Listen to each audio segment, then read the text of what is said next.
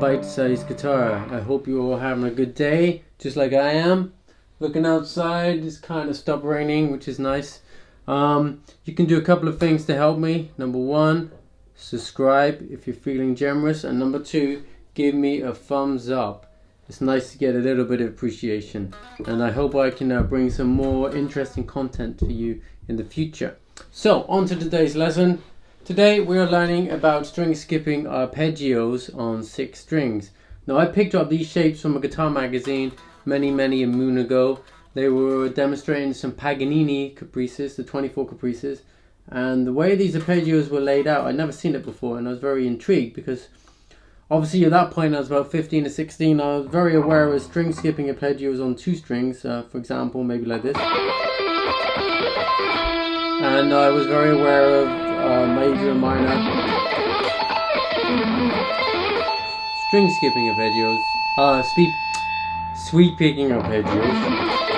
Obviously, being a fan of Yngwie Malmsteen when I was younger, I did learn these shapes. And then I saw these shapes and I was like, wow, that's kind of interesting. And I forgot about it for years and years. And recently I've been picking up the guitar again, playing and making a few videos. And it came back to me and I was like, I must make a video and share this to you. So what we got, I'm just going to play you it very slowly just to show you what's happening. Starting, it's like there's a D major, okay?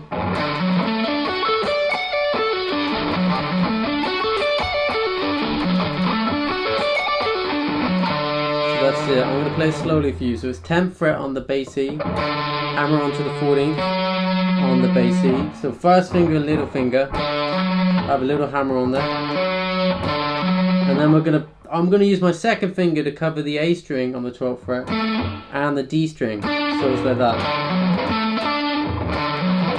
Now, if you want to change the fingering, it's up to you, but this is how I do it. So like that. And then on the G string, 11, 14, okay, hammer on, and then on the thin E string, 10, 14 with a pull off. Okay, so if you put it together ascendingly, it should look something like this.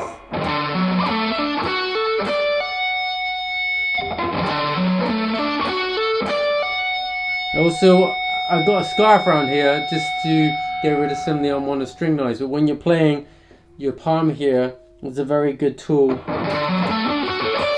stop some of those unwanted strings ringing out when you're playing, especially when you're going across the fretboard. And then we're going to pull off. So we're going to pull off, and then we're going 14, 11 on the G, second finger, 12 fret on the D, 12 on the A, and 14, 10 on the bass C. So we have a D major. While you're playing it, the shape, always ask yourself, what are the notes in that shape? Very important to keep everything musical. An arpeggio is an arpeggio, but it's more important if you know what the notes are. So in this instance, D major is D, F sharp, A, and each time those 3 notes are repeating themselves over and over again, and that's an arpeggio. So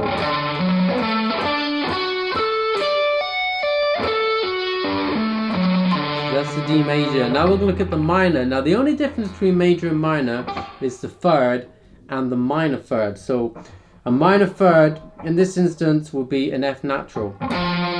So this is that's an D major with the F sharp, and all we're doing is dropping that down a semitone to the F there. So if I just play you 2 chords, this is a D major chord, bit of distortion on there. You can see that's very bright, very happy-go-lucky, cheerful. Now when we get to the minor, all we do is take our second finger off and drop the F sharp down to F natural. Oh my, we can really hear brooding, sad, could be pissed off. So we're going to look at the minor. So all we do is changing the minor third. So 10, we're going to go 10, 13 on the bass E string with a hammer. The same again with the second finger, okay? These notes stay the same. 12 on the A, 12 on the D.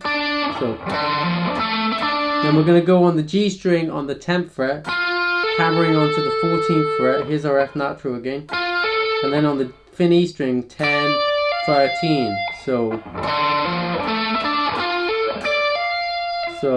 10, 13, 12 on the A, 12 on the D, 10 on the G, hammering to the 14 on the G, 10, 13. And then when we're descending, we're going to pull off on the thin E, 13, 10, on the G string, 14, 10, pull off, second finger on the D, on the 12th fret, second finger on the A, and then we're going to pull off 13, 10, so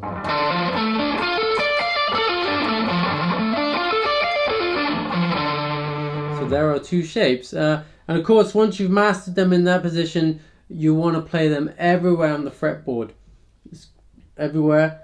And if you want to get kind of creative, you can write yourself a little chord progression. So, I think I'll have an A, and then you might say, okay, I want an E minor and then a C. So if it's A here, you could play the A arpeggio, and then you're going to go to E minor, so then you might have a C. So that's a good way to learn it, and to practice it, and once you're also playing it, just think about the notes. Every time you play this arpeggio, say, what are the notes in the arpeggio? When I'm on this fret here, what is that note? Okay, that's a C. What's it on the 12th? Okay, that's an E. Break it down. Also play it very slowly and ask yourself, what are the notes that I am playing? Because inevitably, if you know everything that you're playing, not just by ear, but by notes, you'll be a much better player and more rounded player. So I hope you enjoyed those arpeggios. Don't forget to subscribe, and I'm going to bring you some more guitar lessons soon in the future. Rock on. Oh yeah.